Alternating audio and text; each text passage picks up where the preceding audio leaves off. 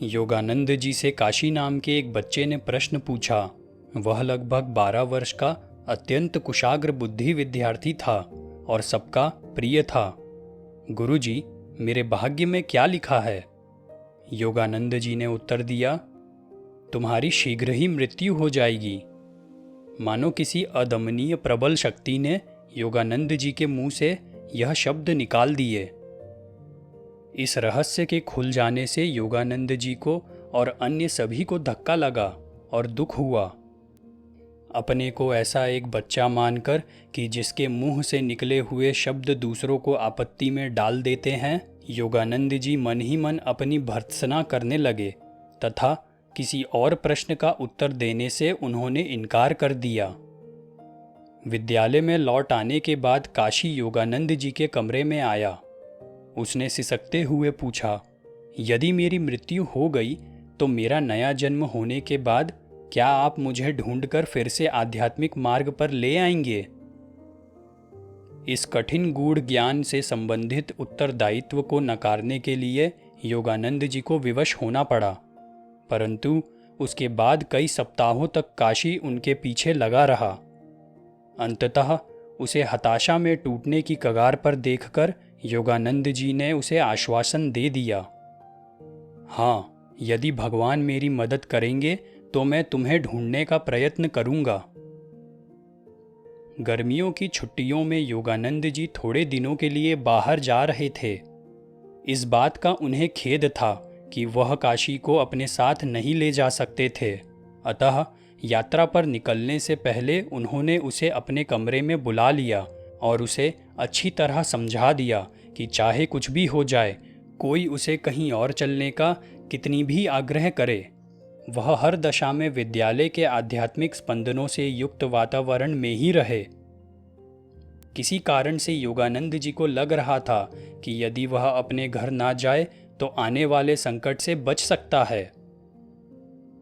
जैसे ही योगानंद जी वहां से निकले, काशी के पिता रांची पहुंच गए। 15 दिन तक वे अपने पुत्र का निश्चय यह कर बदलने की कोशिश करते रहे कि वह केवल 4 दिनों के लिए कोलकाता अपनी मां के पास आ जाए, तो उसके बाद फिर रांची आकर रह सकता है। काशी निरंतर इनकार करता रहा। आखिर पिता ने कहा कि वे उसे पुलिस की सहायता से घर ले जाएंगे। इस धमकी से काशी विचलित हो गया, क्योंकि वह नहीं चाहता था कि उसके कारण विद्यालय की कोई बदनामी हो। उसे जाने के सिवा और कोई रास्ता नजर नहीं आया। इसके कुछ ही दिन बाद योगानंद जी लौटकर रांची आए। जैसे ही उन्होंने सुना कि काशी को कैसे ले जाया गया, तो वह तुरंत कोलकाता जाने के लिए रेलगाड़ी में बैठ गए। वहां पहुंचकर योगानंद जी ने एक घोड़ा गाड़ी किराए पर ले ली। यह आश्चर्यजनक ही था कि जैसे ही उनकी घोड़ा गाड़ी गंगा पर बने हावड़ा पुल को पार कर आगे बढ़ी, सबसे पहले उन्हें जो लोग दिखाई दिए वे थे काशी के पिता और अन्य संबंधी जन, सब सूतक के वस्त्र धारण किए। चिल्लाकर योगानंद जी ने कोचवान से गाड़ी रोकने के लिए कहा और नीचे कूदकर उस अभागे पिता की ओर गुस्से से घूर घूर कर देखने लगे। हत्यारे! योगानंद जी कुछ ज्यादा ही जोश में चिल्ला पड़े, तुमने मेरे बच्चे को मार डाला। काशी को जबरदस्ती कोलकाता लाने में अपनी भूल का उन्हें पहले ही एहसास हो चुका था। जो थोड़े बहुत दिन बच्चे ने वहां बिताए थे, उस दौरान उसने दूषित अन्न खाया था, जिससे उसे कॉलेरा हो गया और वह चल बसा। काशी के लिए योगानंद जी का प्रेम और उसे खोज निकालने का दिया हुआ वचन अब दिन रात उनके मन को सताने लगा। जहां कहीं भी जाते वहीं उसका चेहरा सामने दिखने लगता। वर्षों पहले योगानंद जी ने अपनी खोई हुई मां के लिए जिस प्रकार खोज की थी, उसी प्रकार की खोज अब काशी के लिए शुरू कर दी। यह तो योगानंद जी को समझ में आ गया कि काशी अतृप्त इच्छाओं के स्पंदनों से धड़कती एक आत्मा था, सूक्ष्म लोकों में करोड़ों प्रकाशमान आत्माओं के बीच कहीं तैरता प्रकाश का एक गोला।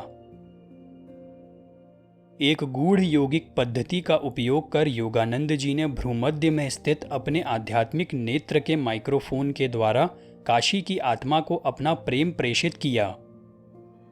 योगानंद जी के अंतर में ऐसी प्रेरणा मिल रही थी कि काशी जल्दी ही पृथ्वी लोक में वापस आ जाएगा, और यदि योगानंद जी अनवरत रूप से उसे अपनी पुकार भेजते रहे तो उसकी आत्मा अवश्य उत्तर देगी।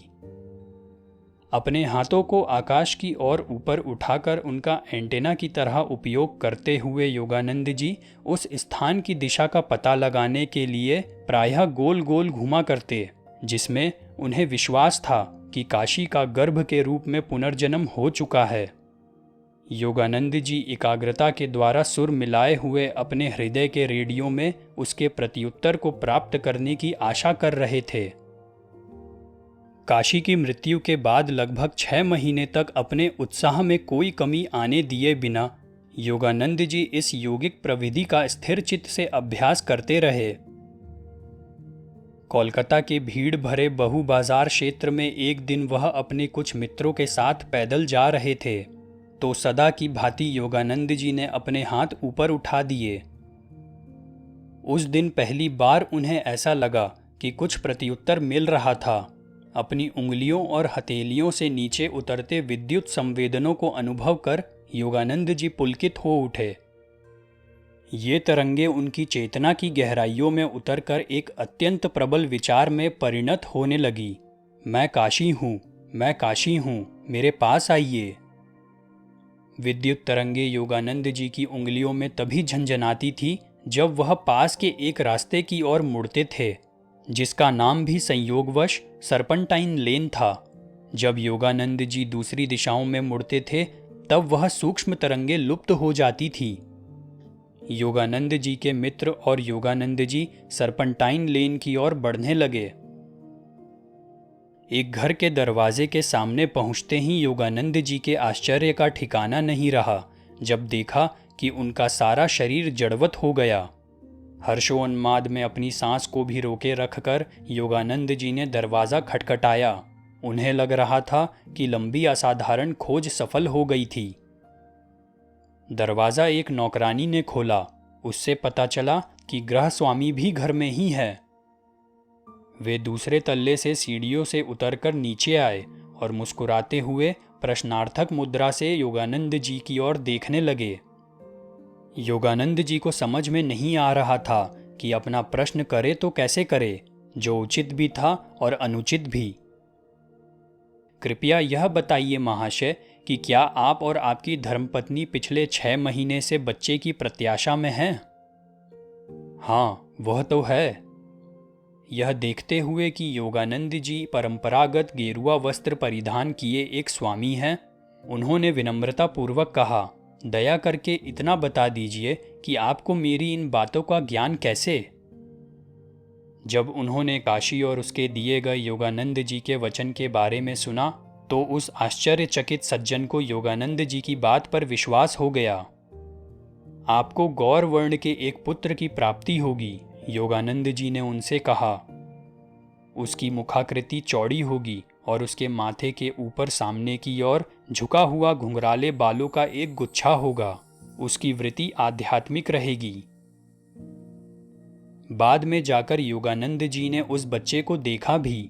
उसके माता पिता ने उसे उसके पूर्व जन्म का ही नाम काशी दिया था। शैशवावस्था में भी वह देखने में बिल्कुल रांची के योगानंद जी के प्रिय छात्र काशी के जैसा ही था। बालक ने तत्काल योगानंद जी से लगाव जताया। गत जन्म का प्रेम दुगुनी तीव्रता के साथ जाग उठा।